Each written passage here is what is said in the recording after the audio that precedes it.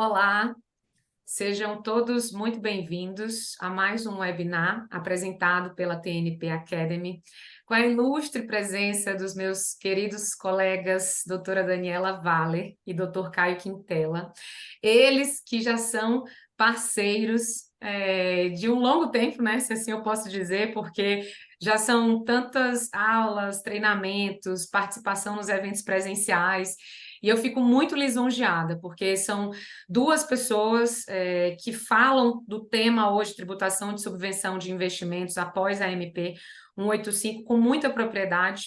A Dani é contadora e advogada, Caio é advogado, foi muitos anos conselheiro do CARF. Então, são duas pessoas hoje com propriedade para tratar desse assunto, além de grandes parceiros. Caio já participou das duas últimas imersões tributário na prática, trazendo sempre excelentes temas, vai estar presente na imersão esse ano.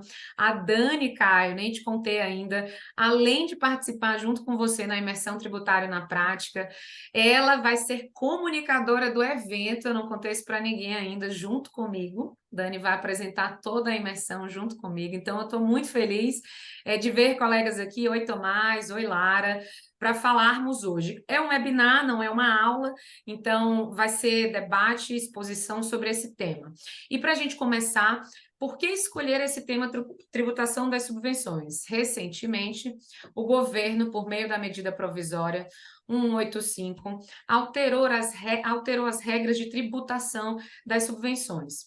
E fez isso um pouco tempo, eu vou dizer, após o julgamento do Superior Tribunal de Justiça, que definiu alguns requisitos importantes no que se refere à exclusão de benefícios fiscais em relação à redução de base de cálculo, redução de alíquota, esclareceu questões relacionadas à exclusão do ICMS, dos créditos presumidos de ICMS da base do IRPJ e CSL, quando achávamos que teríamos uma certa segurança para trabalhar com essa demanda, fomos surpreendidos, né? Surpreendidos nem tanto dentro do contexto de muitas movimentações do ano de 2023, mas a gente fica com aquela sensação de, olha, foi pouco tempo já para o governo fazer esse movimento, né? Então, a sensação que dá perde no STJ, faz uma lei, pressiona o Congresso e consegue fazer a movimentação que quer hoje. Então, eu vou chamar agora para esse bate-papo minha querida colega Daniela Valer. Feliz de você estar aqui hoje e quero que você brilhe aí. Como você tem visto esse tema? Obrigada, Fê. Primeiramente, obrigada pelo convite novamente. Muito bom estar aqui falando a respeito desse tema que eu gosto tanto, né? Bom, como você mesma falou aí, foi uma surpresa, mas nem tanto, porque o Haddad já estava aí desde janeiro, né? Anunciando que pretendia alterar algo relacionado ao artigo 30 da Lei 12.973. Mas aí, falando especificamente dessa medida provisória, né? Que eu acho que é uma boa forma da gente começar, e daí depois a gente vai falando a respeito dos desdobramentos deste tema, né?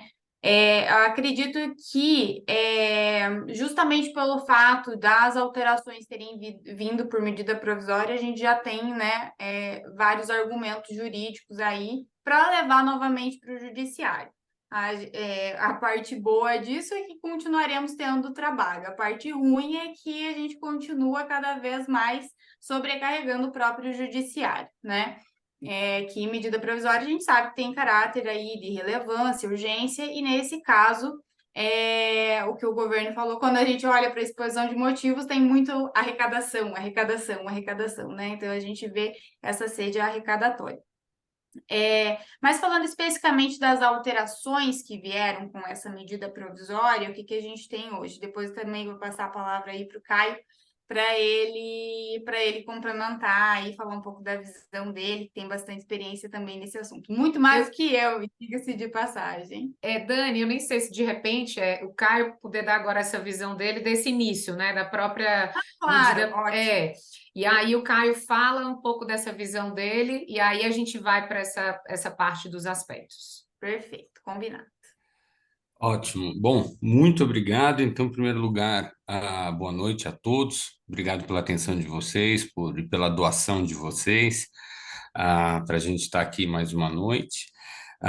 Fernanda, em primeiro lugar, apesar dessa nossa parceria já ser antiga, eu me sinto igualmente prestigiado sempre da mesma forma quando você me convida. Já sabe que a não ser que eu esteja em estado de saúde precário, eu aceito. E é um grande prazer também, mais uma vez, estar ao lado da Dani, que é uma profissional assim como você, Fernanda, mas que eu admiro demais, com toda a sinceridade, com toda a profundidade. É um grande exemplo que a gente tem hoje, não só na geração, né, dela, não só como mulher, mas como uma grande profissional, uma contabilista e uma advogada que realmente sabe fazer acontecer mesmo, assim como você fez.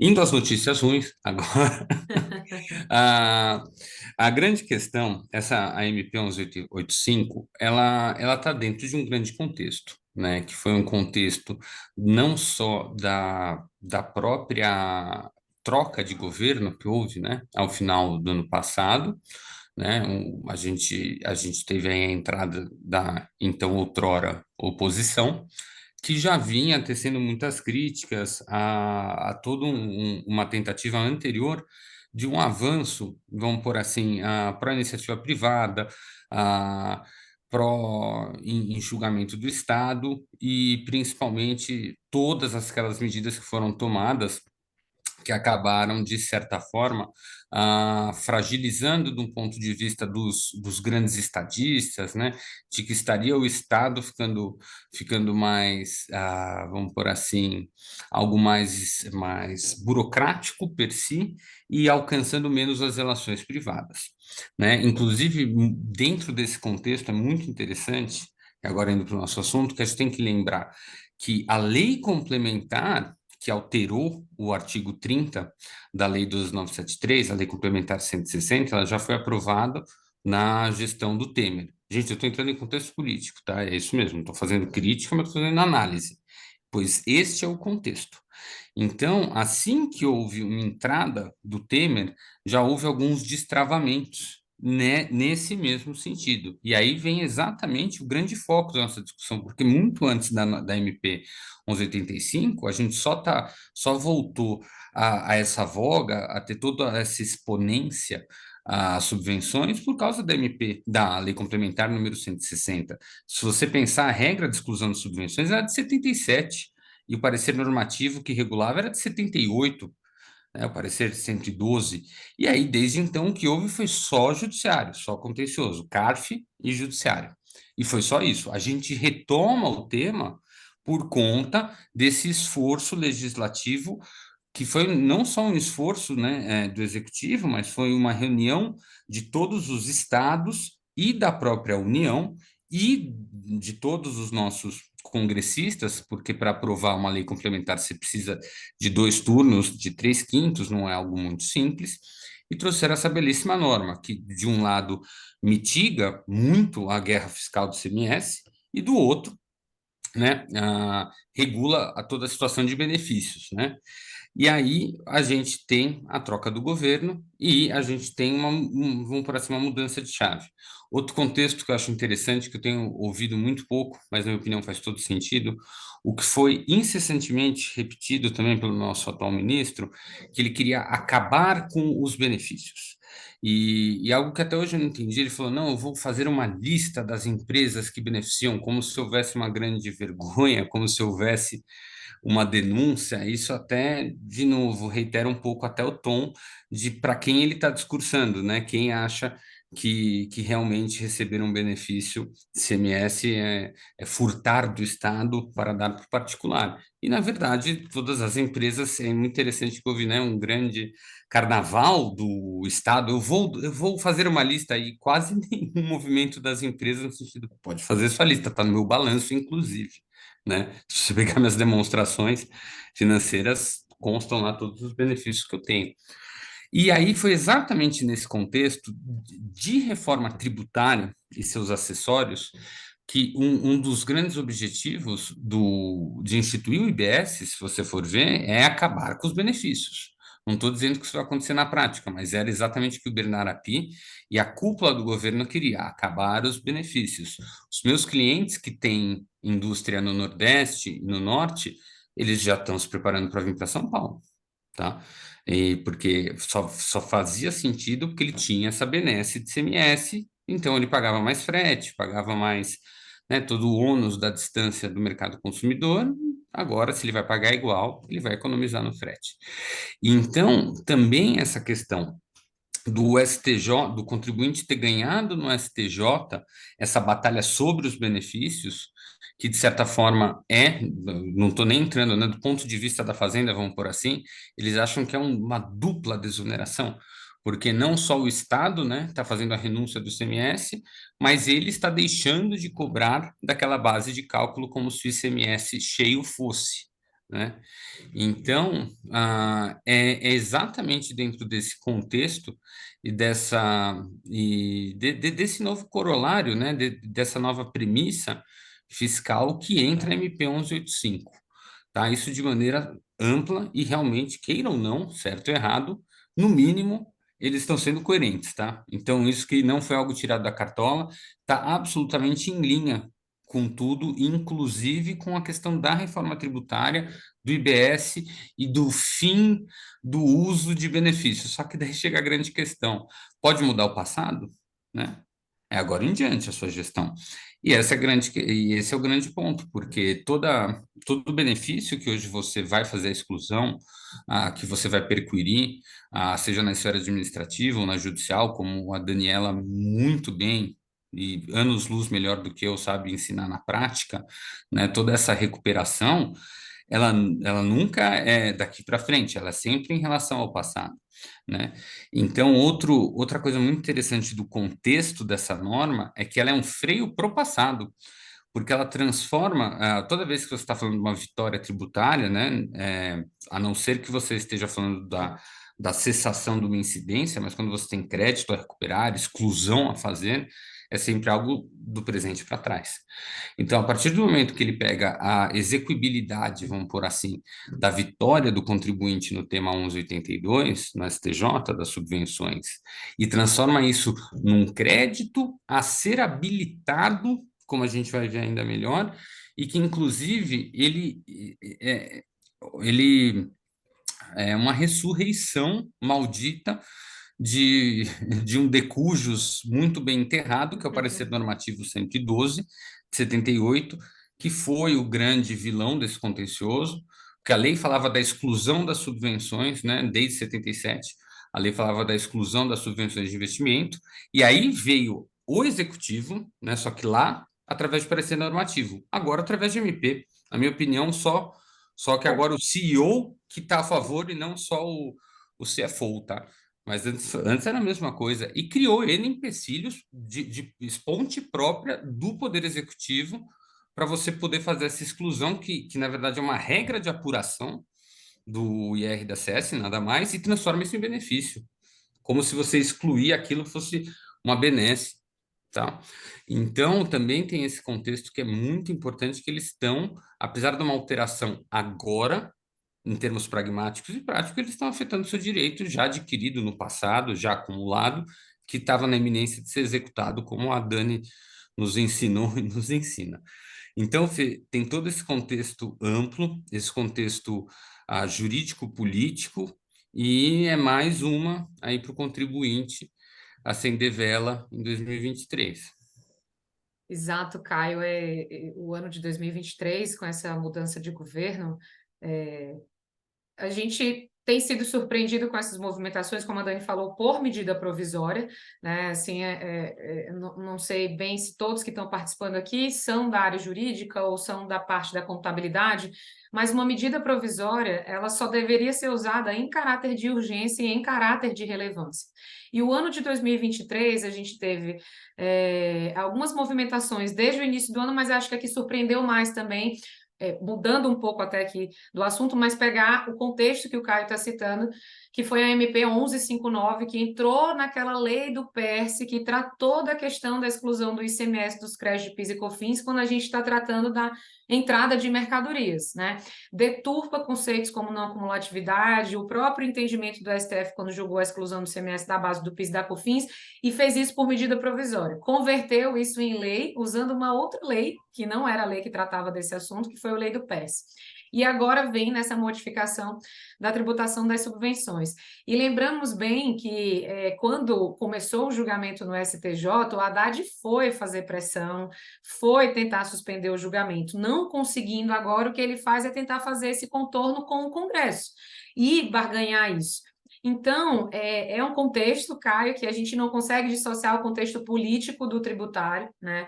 Muitas vezes a gente que atua no tributário, que fala sobre isso, né, que participa de debates, a gente se vê sempre numa situação muito delicada e frágil, porque parece que você falar de uma forma técnica, mas ainda que criticando, né, ainda mais quando a gente é advogado ou é contador e quer defender o nosso contribuinte, parece que a gente está contra o governo.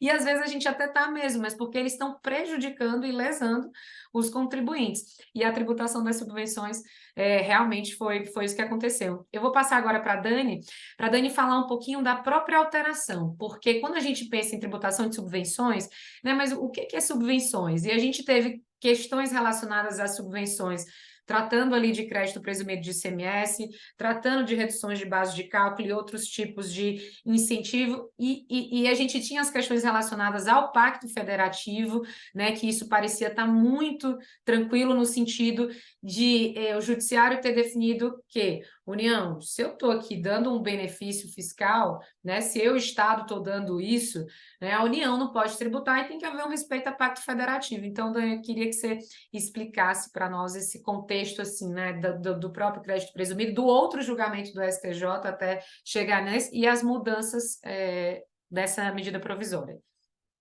Bom, vamos lá.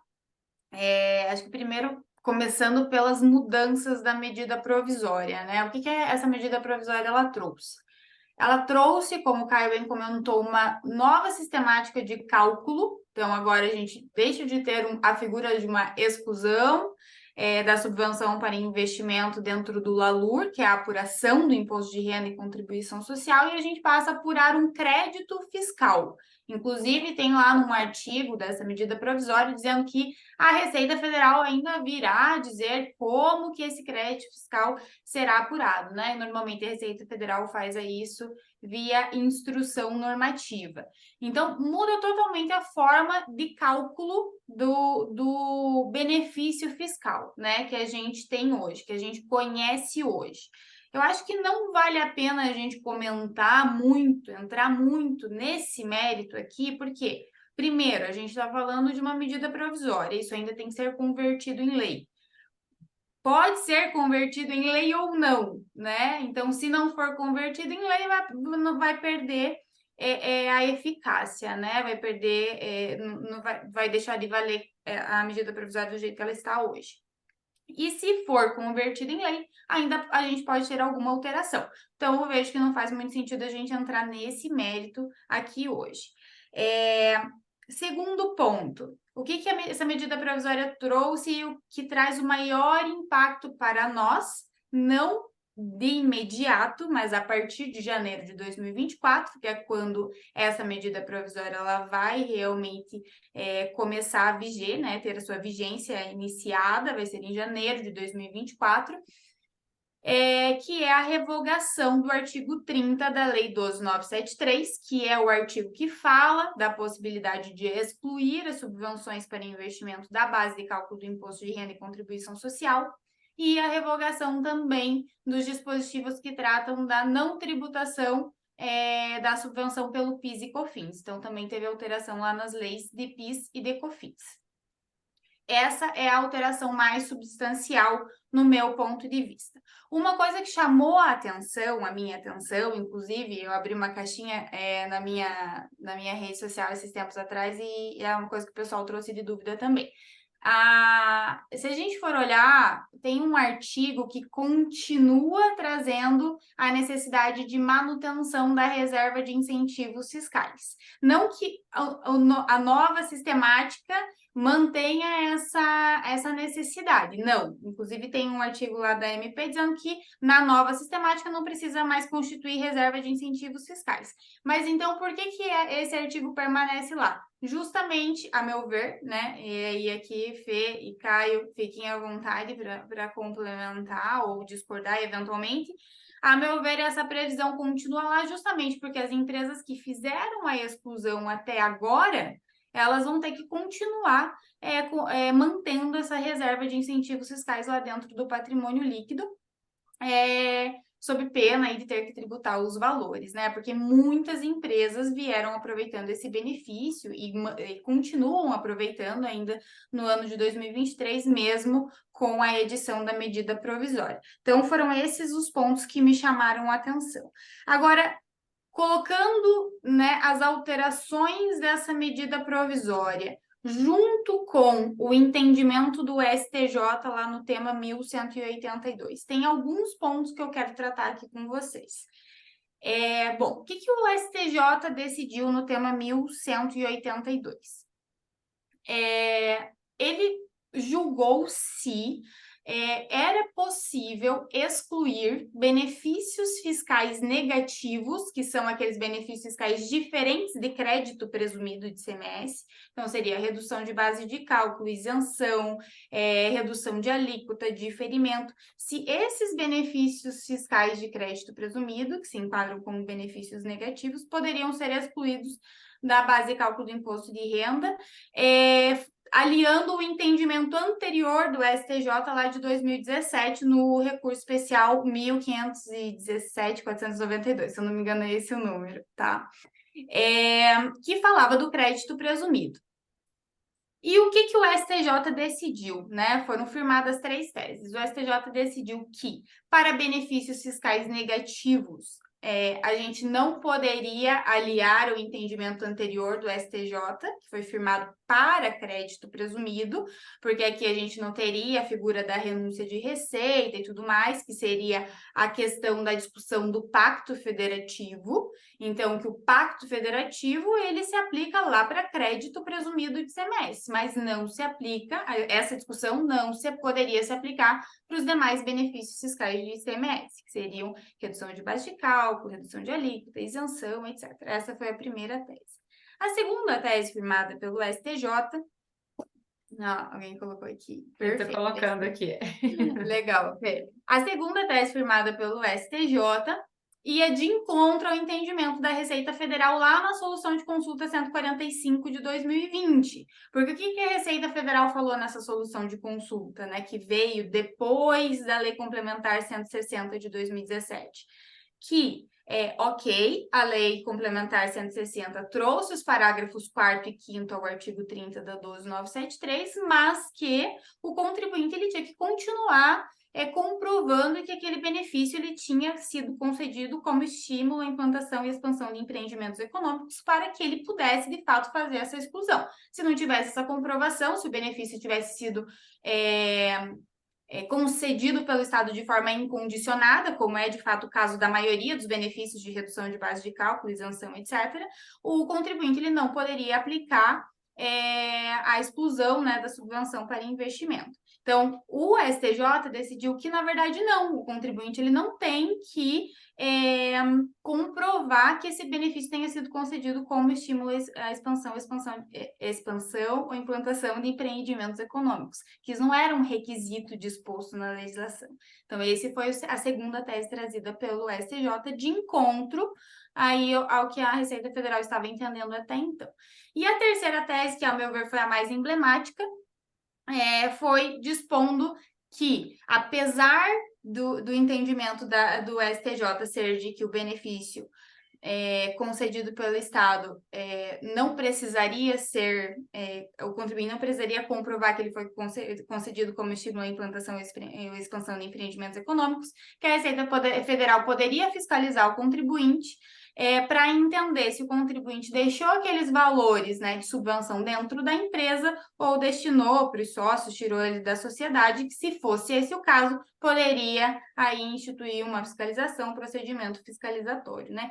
Então, dito tudo isso, o STJ ele trouxe um entendimento desfavorável para o contribuinte, no sentido de que os contribuintes que tivessem benefícios fiscais negativos, né, de redução de base de cálculo e isenção, não poderiam aplicar o entendimento que foi firmado lá para crédito presumido. Nesse sentido, foi desfavorável, mas foi favorável no sentido de que, apesar de não poder aplicar aquele entendimento do crédito presumido, pode sim, os benefícios fiscais podem sim ser considerados subvenções para investimento, de acordo com o disposto no artigo 30 da Lei 12.973. Os benefícios não precisam ter sido concedidos expressamente como estímulo à expansão ou implantação de empreendimentos econômicos, e que o contribuinte, para fazer essa exclusão, a única coisa que ele tinha que fazer era comprovar que ele havia destinado esses valores para a reserva de incentivos fiscais. Então, se a gente for olhar as notícias, né, depois desse julgamento da STJ, a gente vê que teve uma confusão, digamos assim, por parte do governo, que cantou vitória e olhou muito, né, para a parte desfavorável da decisão, desfavorável para os contribuintes, né, que não equiparou o entendimento lá com o entendimento do crédito presumido, mas não olhou para a parte favorável, né? E daí houve toda aquela repercussão que a Receita Federal começou a intimar os contribuintes para se regularizar, tinha um prazo até 31/7, e coincidentemente, um mês depois, veio a edição da medida provisória, porque muito provavelmente não veio a arrecadação esperada, né? E daí houve essa alteração legislativa. Eu Então, não tinha, Dani, entendido nada quando saiu esse julgamento. Não sei se vocês lembram, né? STJ dá vitória a Haddad comemora que agora vai fechar as contas do arcabouço fiscal. Eu falei, não é possível que eu esteja lendo a mesma coisa, né? Porque é isso que a Dani muito brilhantemente está explicando. Ó, em certa parte, a gente ficava receoso com a terceira tese, né? No sentido ali da discricionariedade do fisco, né? De agora olhar para os requisitos ali, restringindo, que é o que o fisco naturalmente faz. Mas a primeira estava ali deixando claro a questão do pacto, deixando claro o segundo, e a gente ficou sem entender. E logo depois veio a medida. Até eu lembro que na época eu troquei ideia com vários outros tributaristas, né, que atuam também bastante com esse tema. Falei, gente, vocês estão enxergando alguma coisa que eu não estou enxergando? Porque não é possível. Tá saindo notícia em todos os meios de comunicação. Eu acho que eu não estou conseguindo enxergar alguma coisa aqui. E a gente percebeu que realmente estava tendo essa confusão aí, né? Mas o que eu queria pontuar aqui com relação a isso, né? Medida provisória e decisão do STJ, as duas, na verdade, tanto no tema 1182 quanto no recurso especial lá de 2017. Essa medida provisória, primeiro, né, voltando um pouco aqui, é preciso a gente relembrar que existem duas linhas de discussão para esse tema. Duas linhas que chegam no mesmo destino. Qual que é o destino? Exclusão do benefício fiscal de ICMS da base de cálculo do imposto de renda. Mas a gente tem dois caminhos para isso. Tem o caminho do pacto federativo, que é a ação judicial, buscando a exclusão do crédito presumido. Aí a gente está falando especificamente de crédito presumido agora, tá? Que é lá a decisão de 2017 do STJ. Sob o argumento de que isso seria a concessão desse benefício, se enquadraria ali como uma renúncia de receita e tudo mais. Tem toda aquela parte argumentativa do Pacto Federativo, que acho que até o Caio vai conseguir explicar melhor do que eu. E tem a segunda linha, que é a aplicação do artigo 30 da 12.973 na via da subvenção para investimento, e aí a gente tem que constituir reserva de incentivos fiscais. A diferença prática entre elas é que a linha do Pacto Federativo, você não tem que seguir o artigo 30 da Lei 12.973, não tem que constituir reserva de incentivos fiscais. O argumento aqui é constitucional para não tributação. Na segunda linha, subvenção para investimento, a gente aplica o artigo 30 da 12.973, tem que constituir reserva de incentivos fiscais.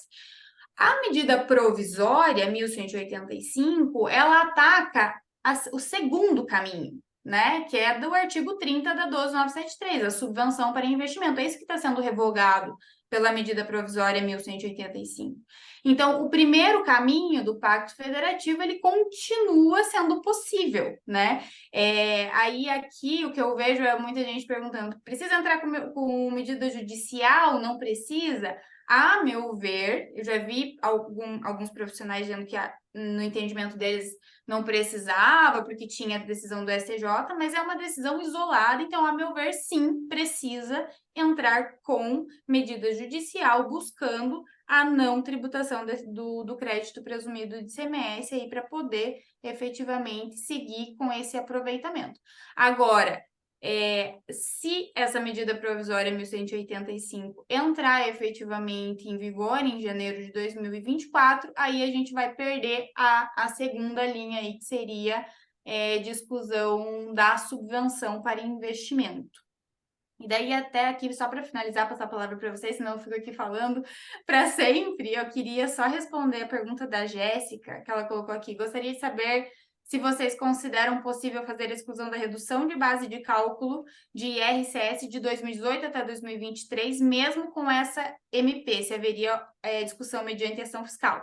Jéssica, no meu ponto de vista, sim, tá? É possível fazer essa exclusão de 2018 até 2023, mesmo porque a medida provisória vai entrar em vigor apenas em janeiro de 2024.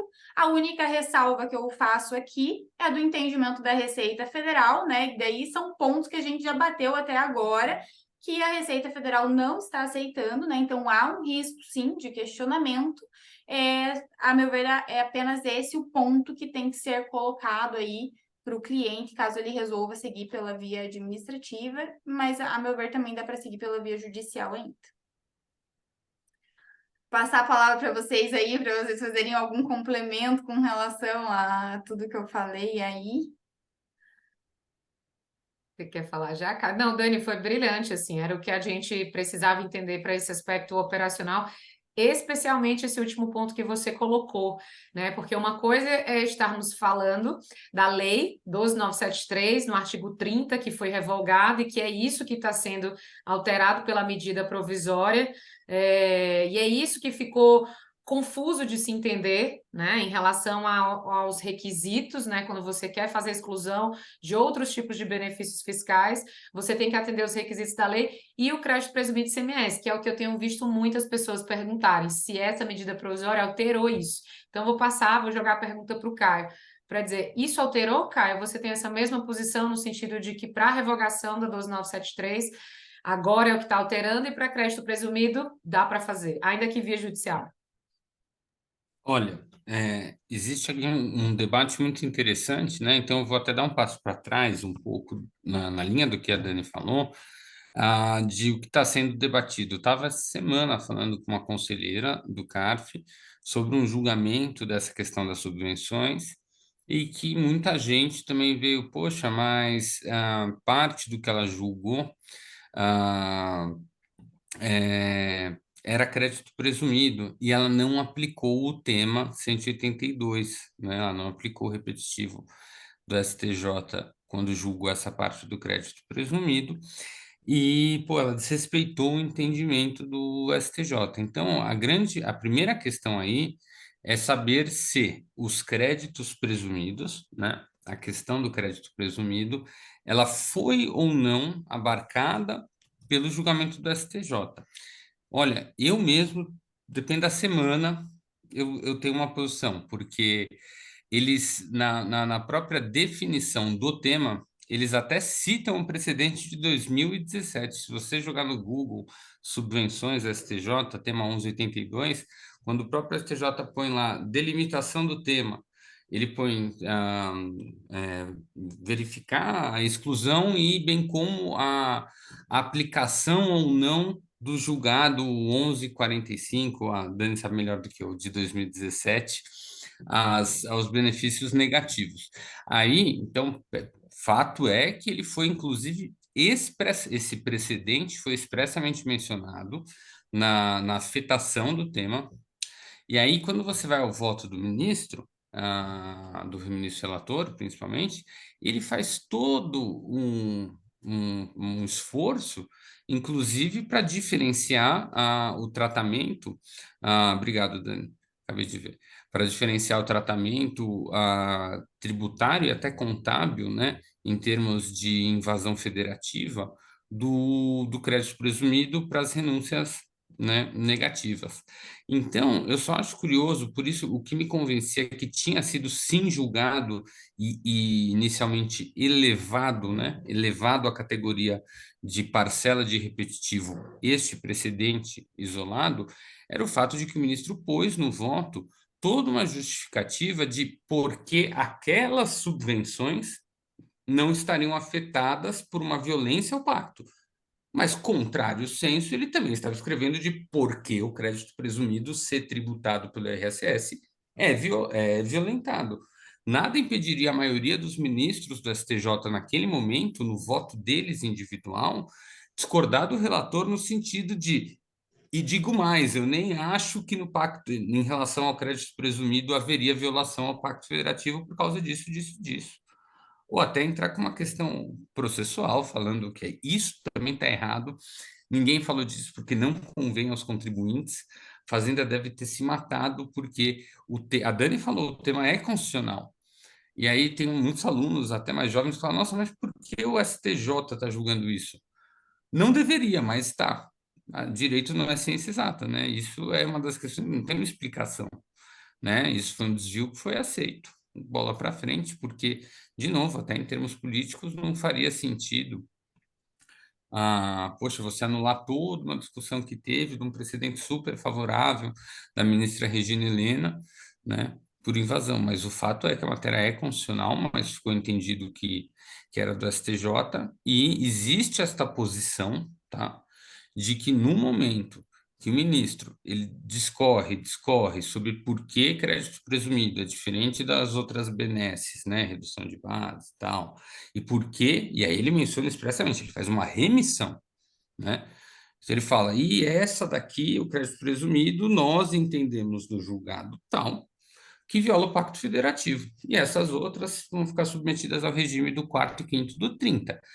Repito, nada impedia, pelo contrário, né? Qualquer ministro poderia ter entrado e falado, olha, tá bom, mas eu vou mudar minha posição porque eu acho que... Então, existe o entendimento de que no momento que se revisitou, mas se revisitou num momento de repetitivo, e a própria tese fazia remissão àquilo, aquilo também foi tratado, não houve divergência, então a tese realmente firmada com um efeito processual de repetitivo, tá? Para quem não é advogado, eu sei que isso pode ser muito complicado, mas você tem um precedente isolado falando de violação ao Pacto Federativo do Crédito Presumido e depois você teve essa tese. O que se entende, que é isso que eu estou tentando explicar aqui, é que alguns entendem que quando foi apreciada essa tese, também, de certa forma, foi firmado, mas agora nesse status de repetitivo e não mais de precedente de exceção, de que aquela matéria do julgado, que eu nem vou falar o número, olha no chat que a Dani mandou, ele continua sendo aplicável. E as demais, eu vou aplicar o que está a seguir aqui na minha decisão no mérito. Por quê? Porque existe uma coisa que chama non-liquid, que não pode ser negado jurisdição a um determinado tema.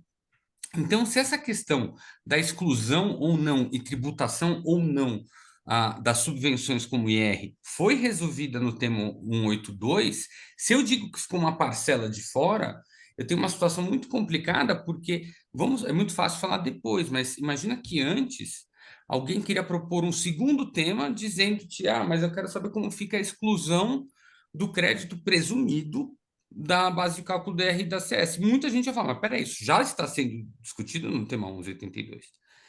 Então, se você afirma que o tema 1182 não se debruçou sobre essa questão do crédito presumido, você abre uma margem para o que é proibido ao juiz, ao magistrado, ao ministro, que é o non-liquid, que é não entregar uma jurisdição sobre um tema que ele foi provocado. Se você vai para a Suíça, alguns países de tradição germânica, por incrível que pareça, os ministros podem falar para a população, não nos decidimos ainda. Precisamos de mais tempo para decidir. Tem até um filme do Robin Williams, horrível, mas que a decisão de uma Suprema Corte lá, teórica foi isso, os ministros pediram mais anos para decidir.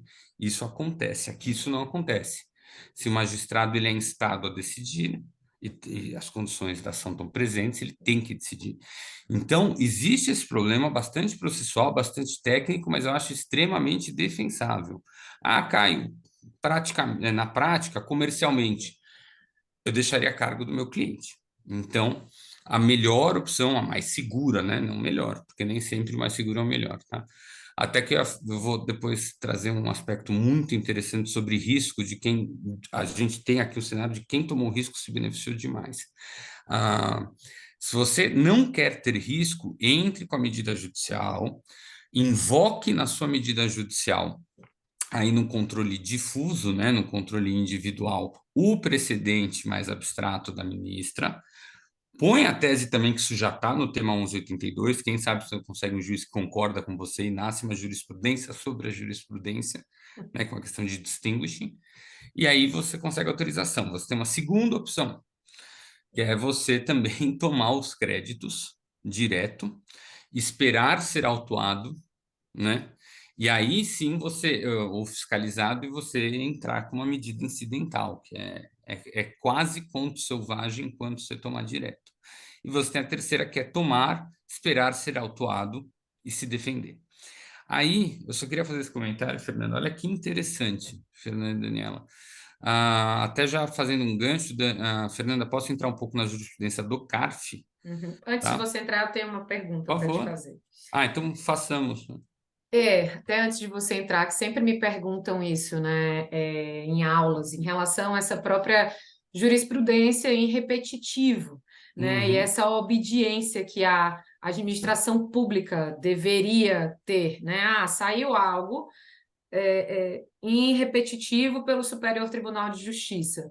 Vincula a administração? Sim, a gente sabe que quando a gente pensa em vinculação, súmula vincula, né, todo o Poder Judiciário, mas a gente entra no aspecto da administração pública, não. Como você vê isso, já puxando para essa questão do CARF, né? Claro. De fato, o bom de ter alguém que já foi muito tempo do CARF, no CARF, né, que ficou para trazer essa realidade, assim, eu queria saber se o CARF é bem, desculpa, perdão a palavra, um foda-se, no sentido de saiu, mas se não for bom aqui para os contribuintes, ou se não for bom em termos para a administração, para o governo, não quero saber o que que foi sair, ou não. E assim, eu sei que tem N profissionais lá dentro, né? Assim, dos mais Claro. diversos. Então, como é a realidade do CARF mesmo nessas decisões de repetitivo? E aí você pode falar da jurisprudência do CARF. Não, perfeito.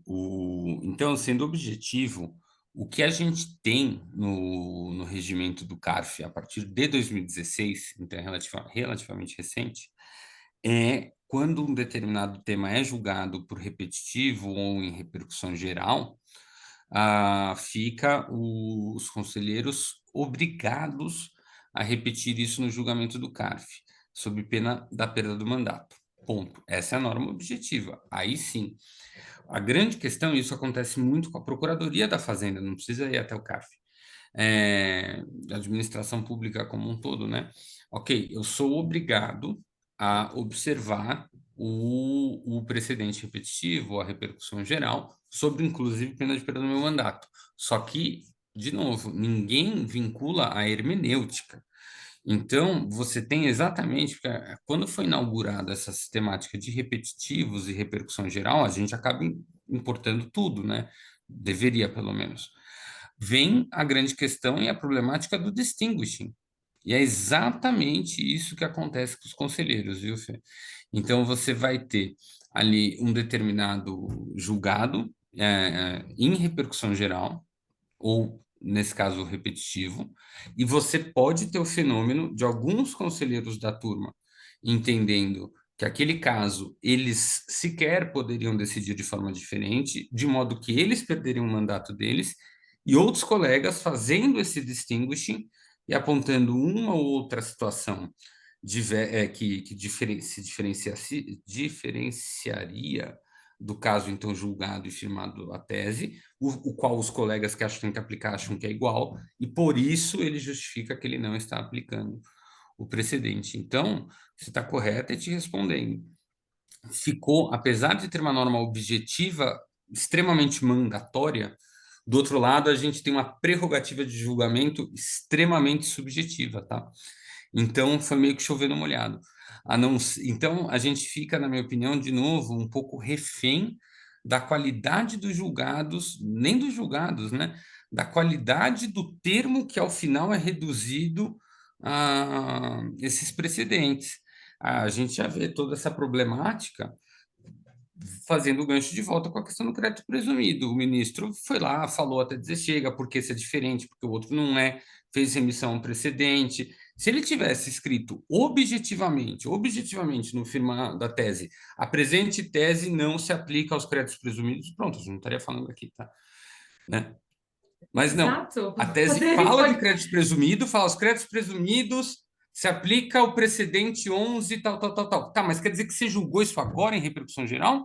Ou você só está usando esse comentário para fazer uma delimitação abrangente processual?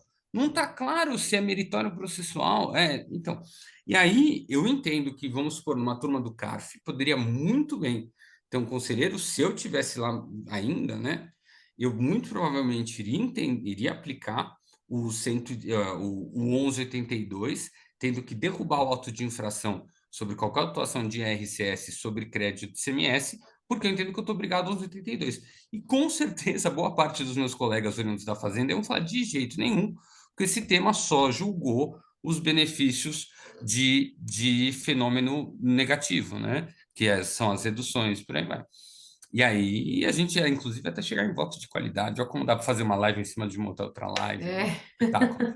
Mas o que eu queria dizer do risco, eu quero dar esse exemplo, que ele é muito bom.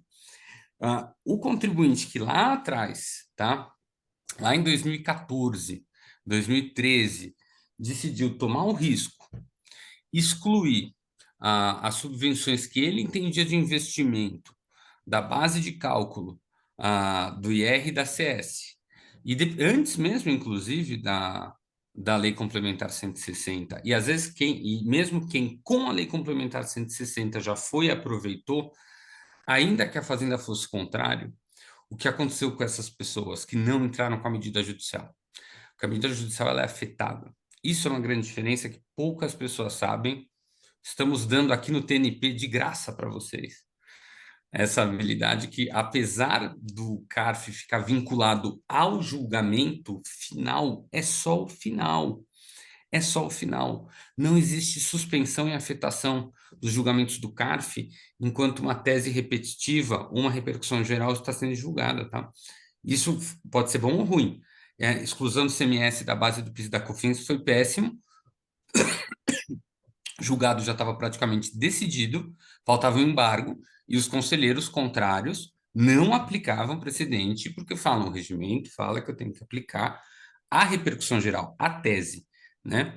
Então, o que aconteceu nesse meio termo foi que a jurisprudência do CARF, antes do STJ ficar favorável, eu tenho até aqui o acórdão para vocês, ó, que eu separei, antes mesmo do STJ julgar o 11, né, o tema 1182, que é a repercussão, o repetitivo que a gente está conversando aqui, o CARF, em 21, firmou no acórdão da Câmara Superior 9101-005-850, ele firmou exatamente a mesma tese do STJ, só que 2 anos antes, tá?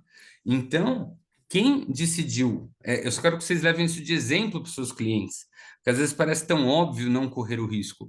Quem aqui fez o oposto, correu o risco, foi fiscalizado, foi autuado, em vez de ir para o judiciário, foi para o CARF, quem foi para o judiciário, opa, ficou congelado ali o tema dele, o juiz deu graças a Deus que ele não precisa trabalhar, né? E jogou para debaixo do tapete. E aí foi submetido ao centro de... Quem estava no CARF teve isso julgado, teve auto de infração cancelado e o débito extinto. E acabou. Enquanto isso, o nosso amigo do judiciário ficou lá, cozinhando galo, sem reverter e recuperar R$ 1, pagando advogado todo mês, inclusive, se o contrato previa isso, né?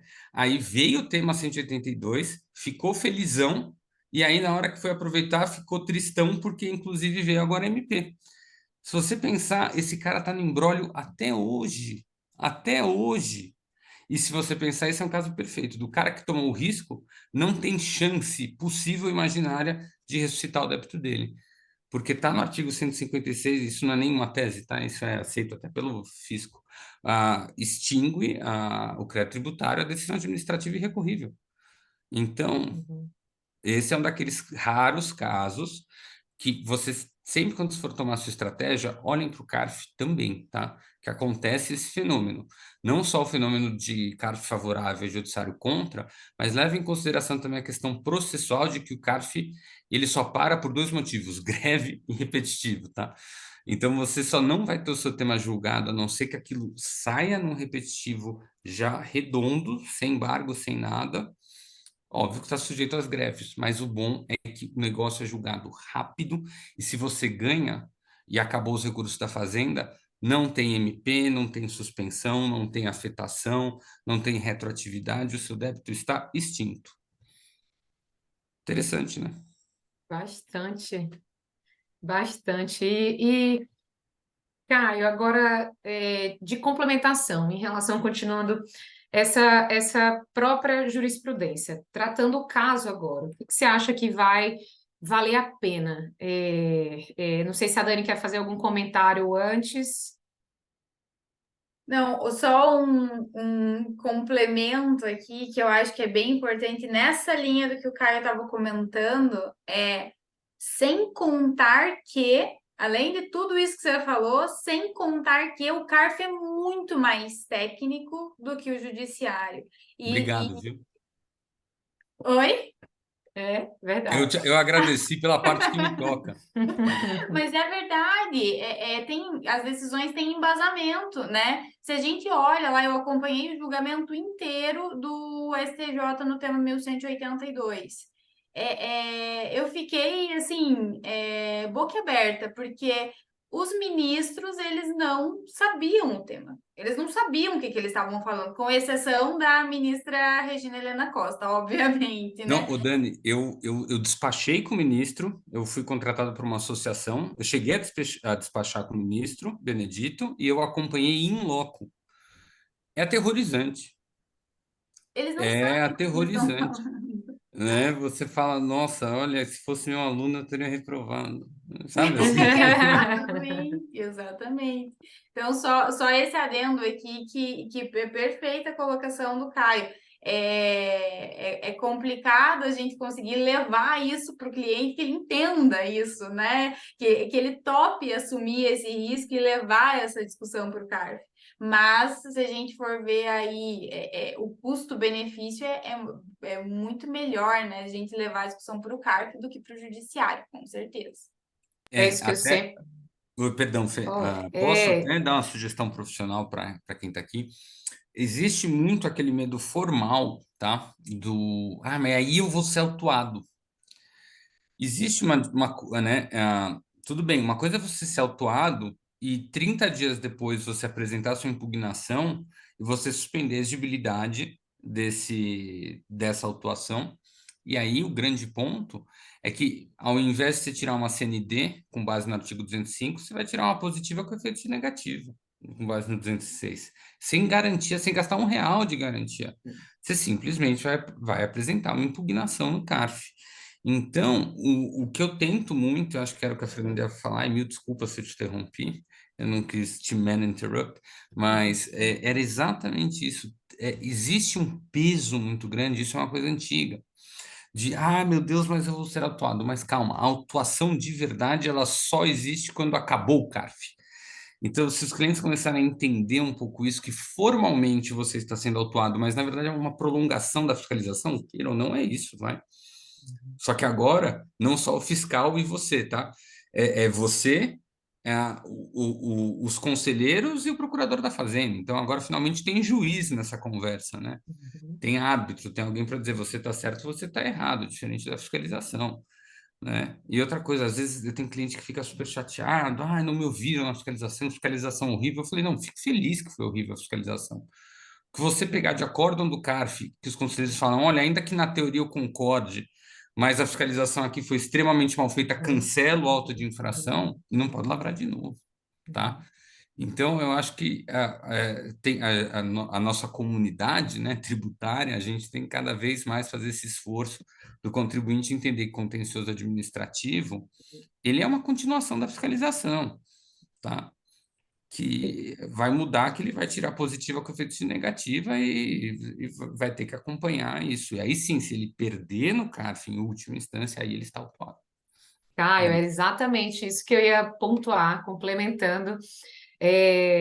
Eu passei a investir muito mais no contencioso administrativo, né? Investir, que eu digo, num sentido de ver tantas possibilidades que tem, que é onde realmente onde a gente vai poder discutir prova, documento, e com pessoas muito mais apropriadas ali para estarem julgando. E um ponto que ele colocou. O fisco erra muito, tem muito auto de infração ruim que você consegue de fato anular no próprio CARF, porque eles não dão os requisitos mínimos ali, né, para estar embasando aquela cobrança. E outra coisa é o que ele falou: enquanto você está discutindo no administrativo, está suspensa a exigibilidade, você consegue a sua certidão.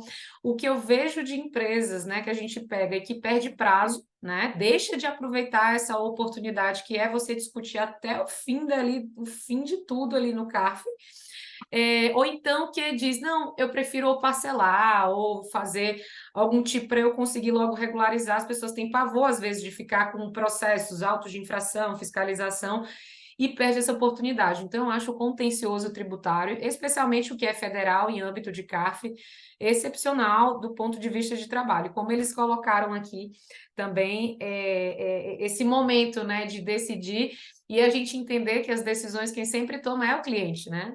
A gente só vai colocar os riscos, só vai colocar, olha, indo por esse lado aqui, a gente pode ter esse risco.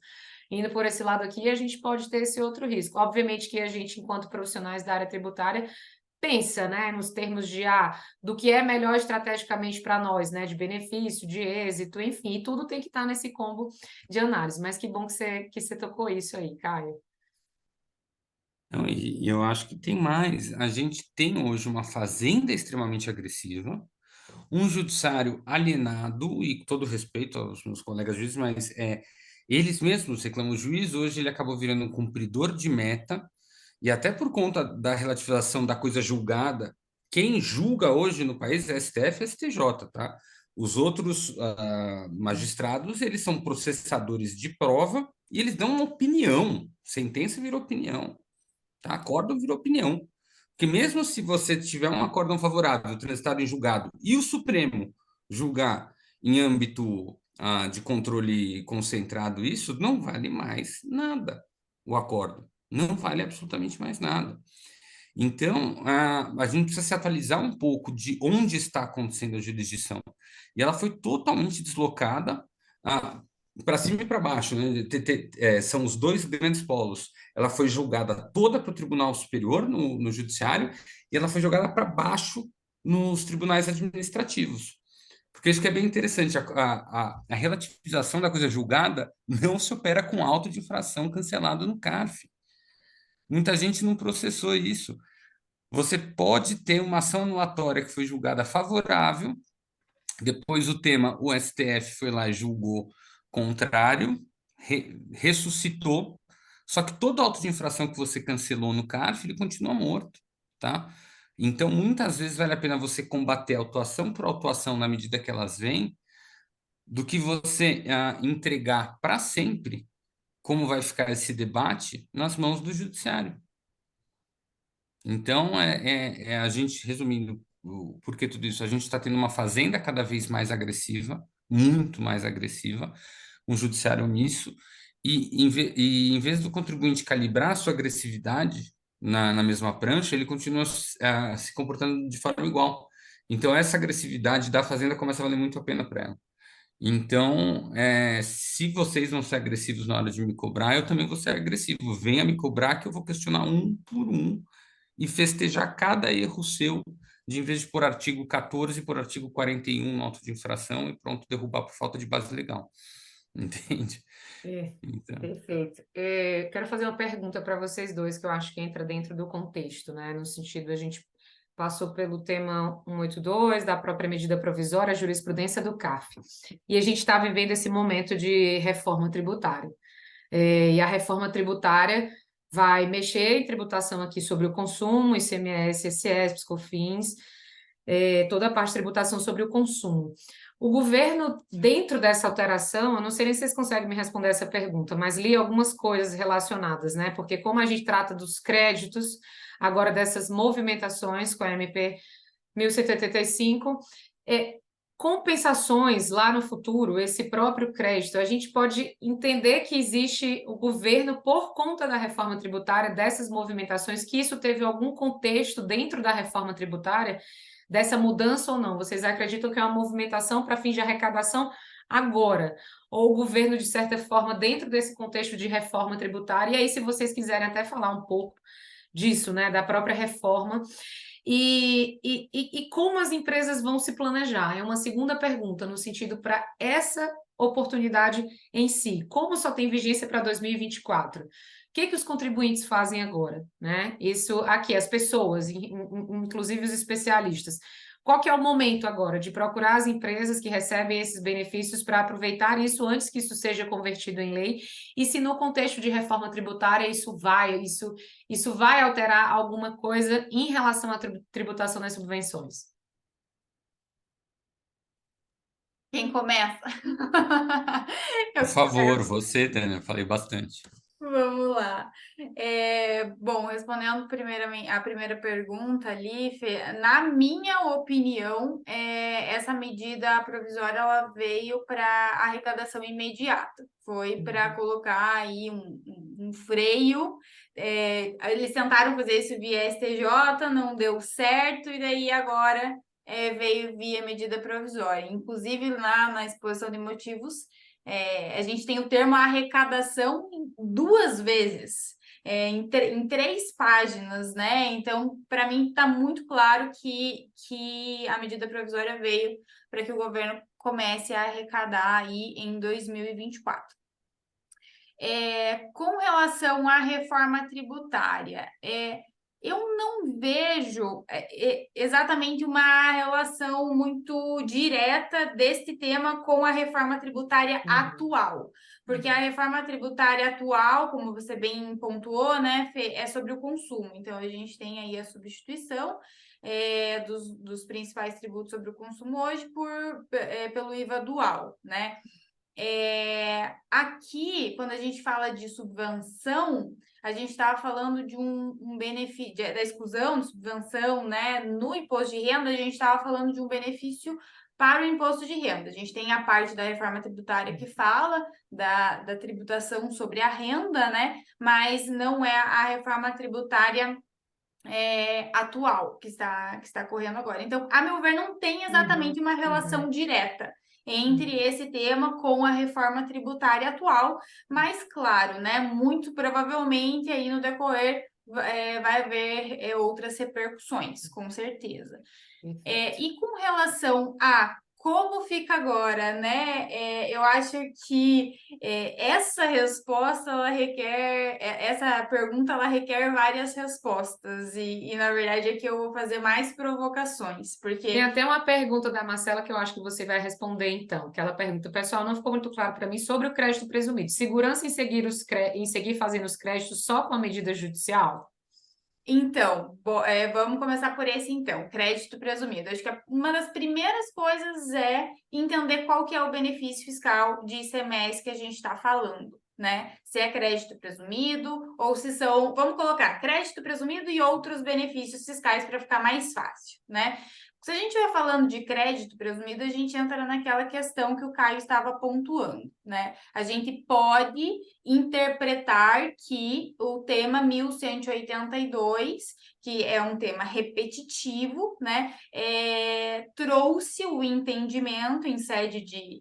Eu vou colocar a repercussão geral, não é o tema, não é o termo técnico adequado, mas eu vou falar em repercussão geral para vocês entenderem, né, que abrange todo mundo.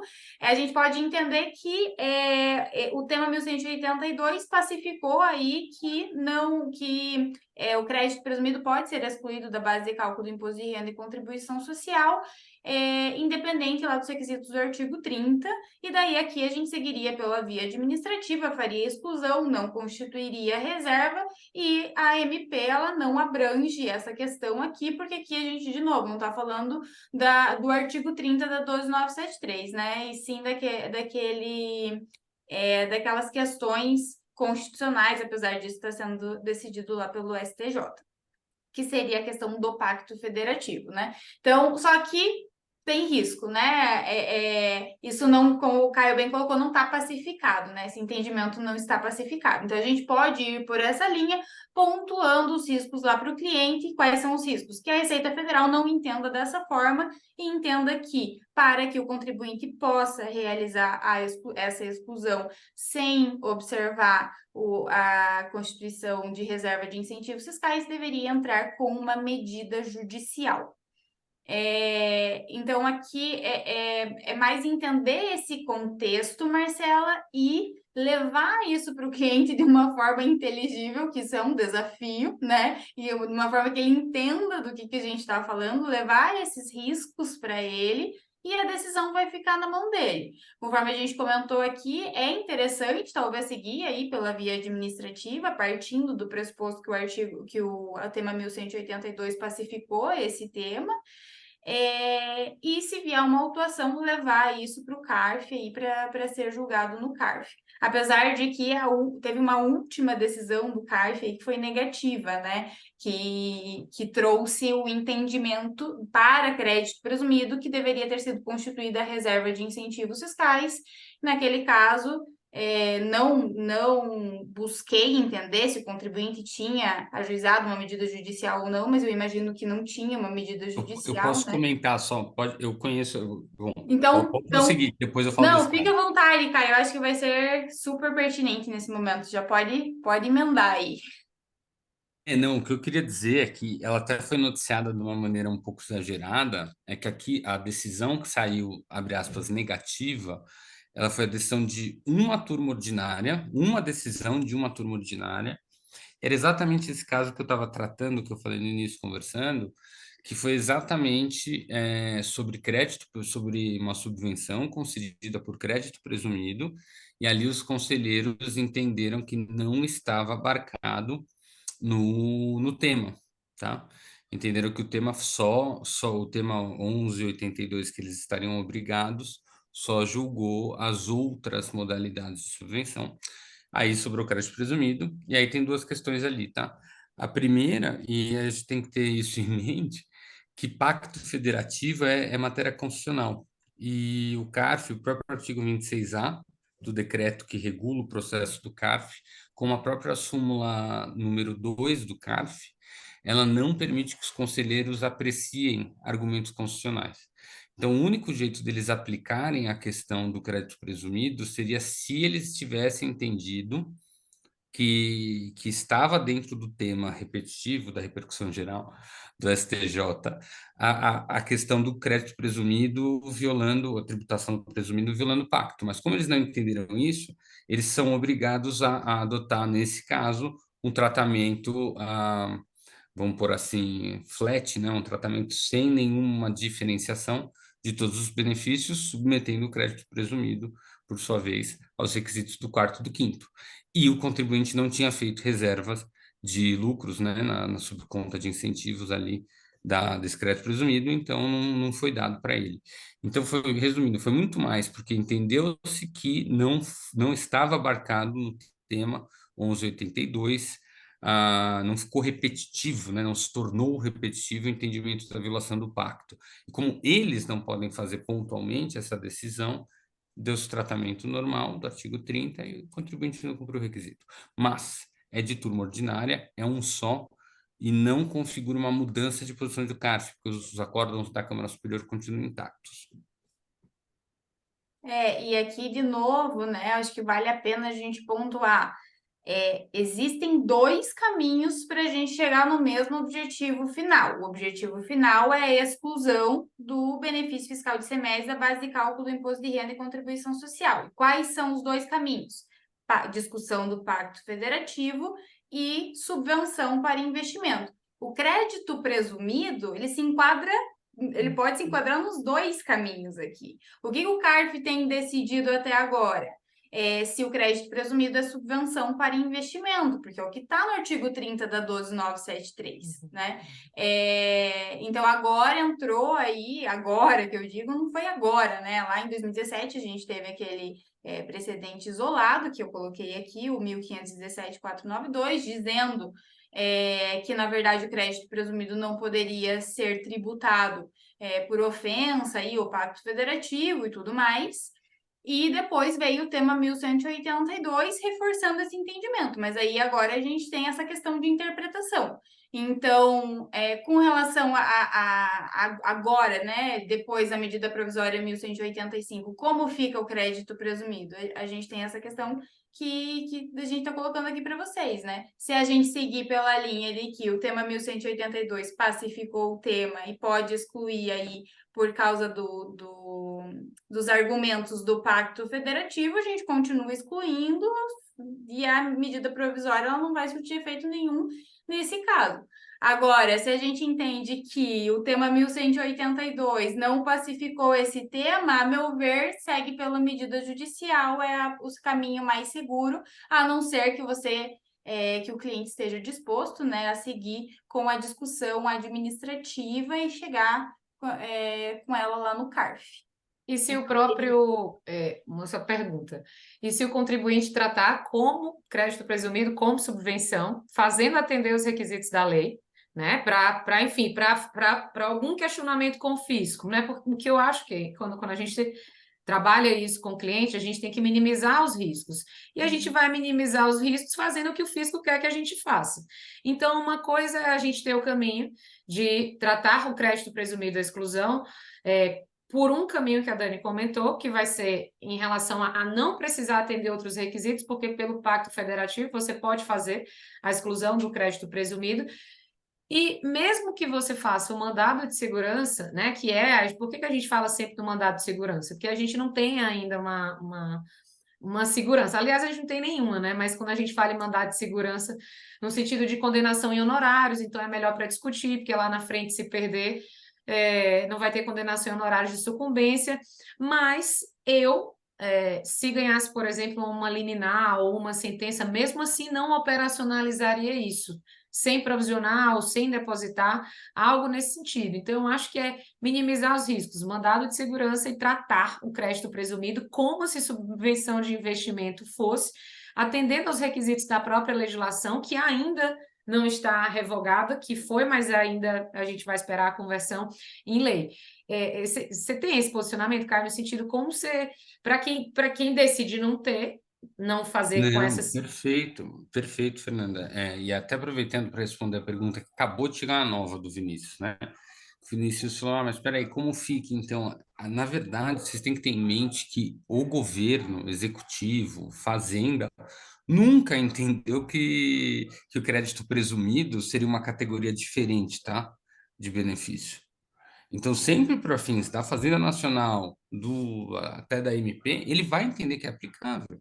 O que aconteceu foi o judiciário, que aí sim fez um controle e uma intervenção falando esse tipo de benefício a União não pode tratar igual, tá? Então é óbvio que, a não ser que o ministro, que é uma figura política, queira contrariar a Receita, e não é o caso, óbvio que para a Receita vai aplicar a MP. Ponto. Não tem dúvida. Senão a MP iria indiretamente reconhecer que tem. E exatamente dentro desse gancho, a Fernanda está corretíssima. Porque exatamente esse contribuinte perdeu no CARF porque ele não deu entendimento, ele não deu tratamento contábil de subvenção ao crédito. Ainda que a gente saiba que a jurisprudência do STJ não exige nada, certo? Não exige nenhum tratamento especial, isso é a jurisprudência do STJ. Em esfera administrativa, ele teria conseguido ganhar o caso. Se ele tivesse, mesmo sabendo que é um crédito presumido e que socorreria a ele a jurisprudência da exclusão, mesmo sem fazer nada, já teria terminado ali para ele, ele teria ganhado.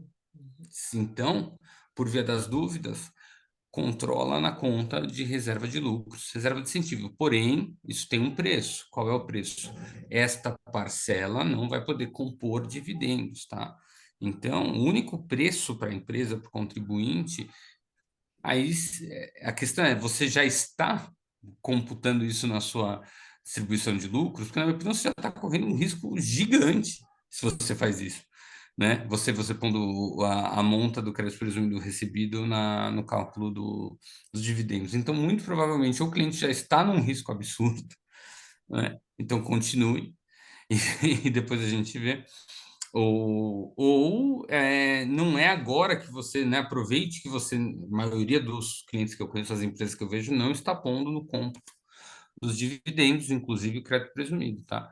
Então, deu tratamento para tudo, para todos, né? Como uma reserva de lucros dentro da reserva de incentivos. E aí sim, no CARF ou no judiciário, a gente vai segregar as alegações. E é isso. Mas se o contribuinte não está utilizando essa rubrica para compor o lucro, o dividendo, dê tratamento tudo, mantenha tudo em reserva. Tem uma pergunta da Jéssica aqui. E quando olha para trás, e a questão dos dividendos, como seria esse olhar para trás? Eu vou tentar primeiro fazer. Oh, por favor, Dani, não, a especialista falou. Para fazer na via tô partindo da premissa aqui que seria pela via administrativa, tá, Jéssica? Se não for, daí você me fala, tá? Se for aí pela via administrativa, você tem que olhar se houve essa distribuição de dividendos. É porque aí você vai ter que fazer uma construção, tá? Você vai ter que ver quanto que a empresa teve de lucro naquele determinado período, se aquele lucro permanece dentro da empresa ou não, e se uma parte dele foi distribuído, se é o que sobrou dentro da empresa é suficiente para você constituir a reserva. Então, é uma construção que você tem que fazer mesmo para que você consiga entender se a empresa ela tem condições de cumprir o requisito da constituição da reserva de incentivos fiscais. Ah, distribuiu dividendos, não posso, então. Não posso excluir nada a título de subvenção? Não é bem assim. Existe, né, o entendimento de que porque o que diz a lei hoje, né? Agora, tirando de lado a medida provisória 1185, falando do artigo 30, o que ele diz? Ele diz que se houver destinação diversa, e o que é destinação diversa? Uma distribuição de dividendos ali é uma destinação diversa. Para esse valor subvencionado, ele deve ser oferecido à tributação do imposto de renda. Então, em alguns casos, ainda é vantajoso você fazer a exclusão da subvenção para investimento e fazer uma adição a título de distribuição de dividendos, porque quando você faz essa adição, você está oferecendo esse valor à tributação. Então, assim, você vai ter que fazer uma construção mesmo, principalmente olhando para a evolução, para a variação do patrimônio líquido dos últimos 5 anos e entendendo, qual foi o lucro do ano, vamos falar aqui, 2018 é o último ano que a gente pode recuperar, né? Qual foi o lucro de 2018? Qual foi o lucro de 2019, 2020 e 2021? Qual é a subvenção de 18, 19, 20 e 21? Houve distribuição? Houve. Quanto? Em 19, 20 e 21. Aí você vai fazer a construção se aquele lucro contábil, né? A gente está falando de lucro contábil aqui, é suficiente aí para destinar os valores da subvenção para a reserva de incentivos fiscais. E daí, agora, como é que você vai colocar isso na tua contabilidade? Existe um entendimento de que, como você estaria retificando as obrigações agora, você faria apenas uma transferência, né, da conta de lucros acumulados, por exemplo, que provavelmente numa conta de lucros acumulados, que fica o lucro de anos anteriores, né? Você faria uma transferência de lucros acumulados para uma conta de reserva de incentivos fiscais, e daí colocaria lá na descrição do lançamento que aquela é a constituição de reserva de incentivos fiscais, o período tal, tal e tal. Então, você faz essa contabilização na conta de reserva de incentivos fiscais no momento da transmissão dos arquivos retificadores. Se ficar alguma Perfeito, dúvida aí com relação a isso. perfeito. Tem mais uma pergunta aqui do Gustavo. Gustavo, crédito presumido de ICMS para empresas do lucro presumido. Seria o mesmo raciocínio do lucro real? Olha, eu estava até falando sobre esse tema na semana passada com uma colega. Na prática, eu nunca vi empresa do lucro presumido oferecer o crédito presumido à tributação do imposto de renda. Então, a primeira coisa que você tem que ver antes de seguir com essa discussão é se de fato a empresa ela tributou esses valores ou não. Na prática, eu nunca vi. Então, assim, nem enfrentei muito essa questão no meu dia a dia. Não sei, Caio, se você tem algo a falar a respeito desse assunto. A mesma coisa, é muito raro você preencher o requisito, porque geralmente quando você oferta o seu faturamento, já está aí a resposta, né? Do lucro presumido, você vai olhar para o operacional. E todos os valores de incentivo, eles não são operacionais, né? Não cai na sua conta, né, na conta corrente da empresa, R$ 150 mil, tá lá, Estado do Piauí, R$ 150 mil, e se oferece isso na base. Não é exatamente assim, é um fenômeno de transporte dentro de lançamentos e resultados de contas contábeis, na verdade, né? E isso faz com que você acabe oferecendo ou não oferecendo a tributação. Só que a grande questão da extração do lucro tributável através da contabilidade, ele é do lucro real. Então, eu também estou esperando o contribuinte que incluiu na sua base tributável, né, esses benefícios. Porque, obviamente, a exclusão de rubrica não há, certo? No presumido. Então, ele teria que fazer uma eventual, né, uma eventual restituição nesse caso. Só que eu nunca vi alguém que voluntariamente fez essa oferta. Uhum. E ainda do crédito presumido, só para colocar uma pimenta aqui na discussão. Eu tenho enfrentado, porque a maior parte dos meus clientes são bastante conservadores, então não quiseram seguir pela via administrativa, foram pela via judicial. E uma das coisas que eu tenho enfrentado, inclusive já vi outras pessoas comentando a respeito do assunto também, é que, principalmente aqui no TRF da minha região, que é a quarta região, a Procuradoria, né, tem colocado em questão a origem, o tipo do crédito presumido. Porque a gente tem alguns tipos de crédito presumido. Você tem o crédito presumido que realmente é um ingresso de recursos, né? Porque de fato é um crédito presumido por excelência, e você tem créditos presumidos que são em substituição aos créditos das entradas, aos créditos de ICMS das entradas. O que os procuradores agora eles têm colocado, têm levado para o judiciário, e infelizmente aqui na minha região a gente está levando chumbo com relação a essa questão.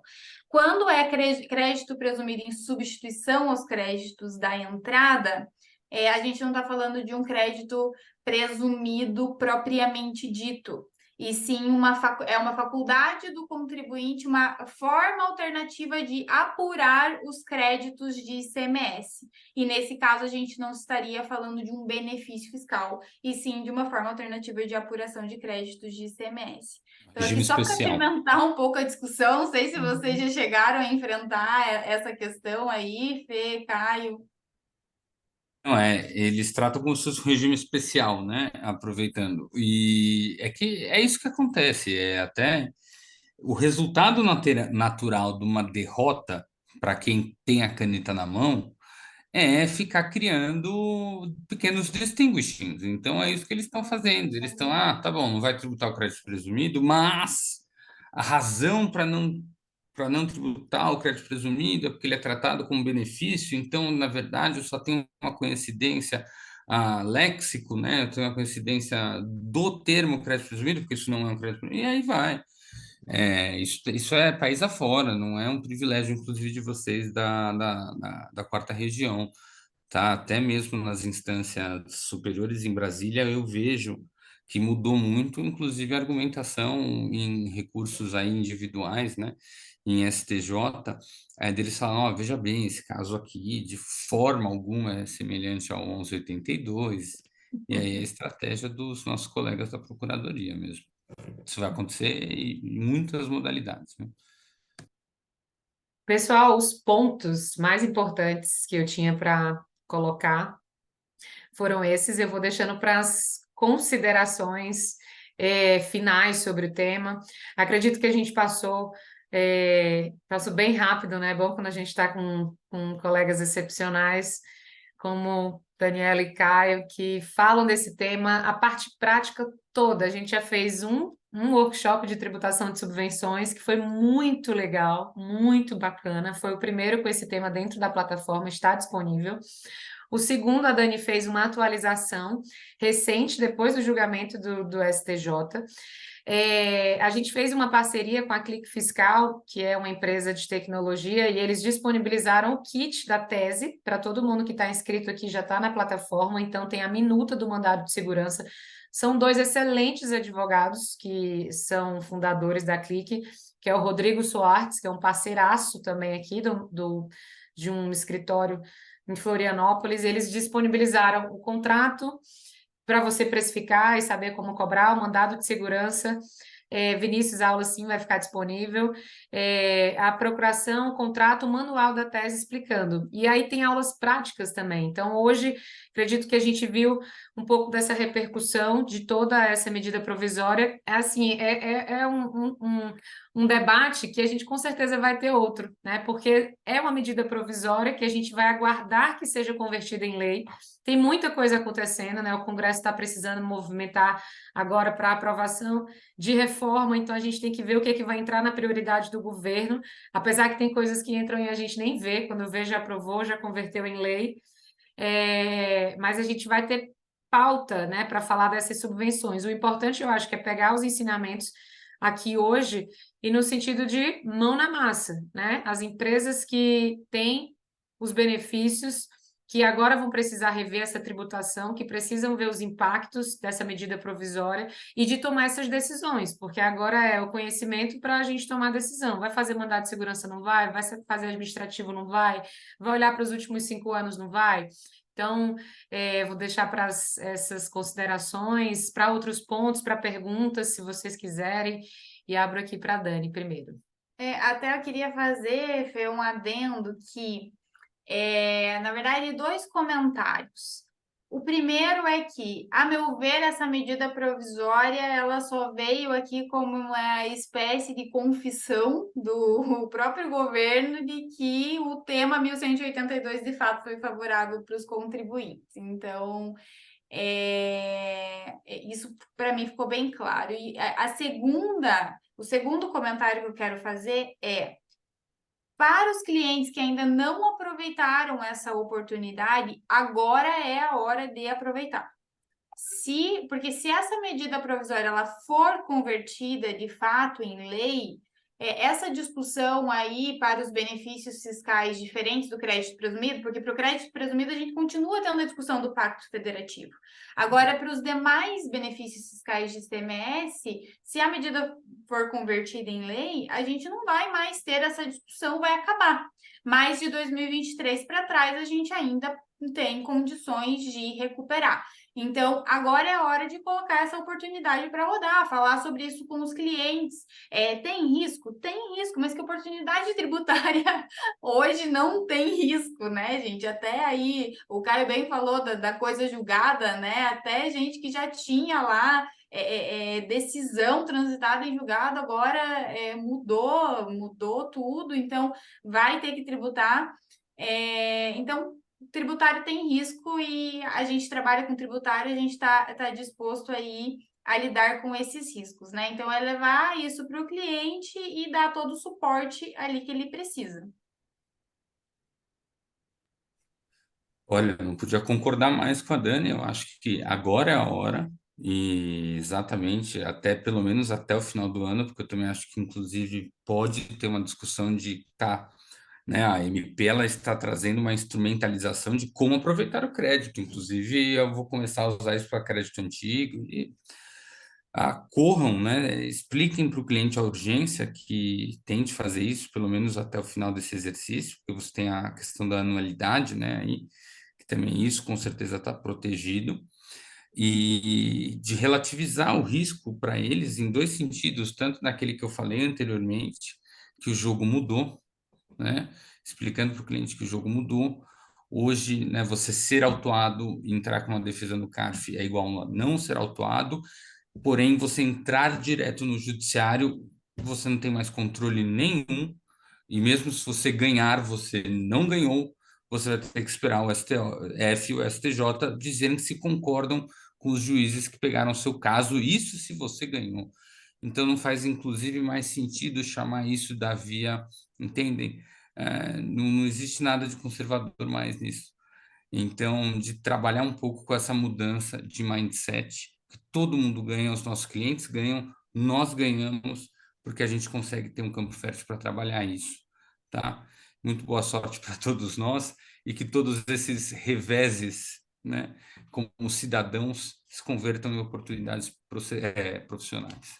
Ah, que maravilha ouvir vocês dois, assim, é sempre uma satisfação enorme, ficam muitos aprendizados, e é aquilo, a gente, é um tema que se transforma em oportunidade, aqui para quem sabe aproveitar esse momento, essa discussão, que tem essa capacidade, né, de pegar um aprendizado, um conhecimento desse e começar a mapear aí dentro da sua região, vocês não têm ideia da quantidade de empresas que não sabem o que fazer, né? Que se vê no sentido de isso aconteceu agora, mas já vai mudar. Tem pessoas que nem sabem, que ainda não converteu em lei, que isso é só para o ano que vem, mas que precisam planejar, né? Precisam entender os efeitos disso. Então, hoje foi mais um desses momentos agradáveis de aprender com pessoas incríveis. Eu queria agradecer a cada um de vocês que está aqui agora, especialmente porque vocês contribuíram para um projeto social muito bacana. Eu digo assim, se eu estou aqui hoje, se vocês me olham, eu nem sei como vocês me olham, mas se me olham como uma profissional que trabalha muito e que é equilibrada e que é empreendedora, muito disso tem a ver com a minha própria evolução espiritual. E essa fraternidade, que chama Fraternidade o Caminho, eles fazem um trabalho incrível com dependentes químicos, com pessoas de rua. Eles têm casas no mundo inteiro, não só aqui no Brasil. E eu faço parte dessa comunidade. Eu pensei, por que não juntar essas pessoas, pedir uma contribuição para enviar para uma casa que eles estão precisando em Itu. Então, hoje a gente ajudou o próximo, hoje a gente aprendeu mais sobre tributação de subvenções. Vai ficar gravado para quem não assistiu, para quem não conseguiu acompanhar e estava inscrito. E é só um momento assim da gente começar esse bate-papo. Com certeza terão outros. Caio e Dani estarão na imersão tributária na prática. Quem é TNP Academy está convidadíssimo, tem desconto, eles vão estar brilhando. A gente vai falar de nichos estratégicos e com certeza a subvenção de investimentos vai entrar num dos nichos, né? A gente vai trabalhar ali supermercados, transportadoras, postos de combustíveis, bares, restaurantes, tudo que gera oportunidade na área tributária. Então, essa conexão aqui é muito potente. Eu queria, de coração, agradecer Dani, Caio, Tomás, Lara, Joyce, todo mundo que está aqui, Fê, Gé, Gil, Bia, vou falar o nome de todo mundo, Sandra, Thalito, Eric, Vini, Bruna, Marcela, Lia, Gustavo. Obrigada hoje pela presença de vocês. Fê, só queria responder aqui, o Vinícius perguntou do crédito presumido, que tem um cliente que ganha crédito presumido em detrimento dos créditos das entradas e tem uma liminar favorável.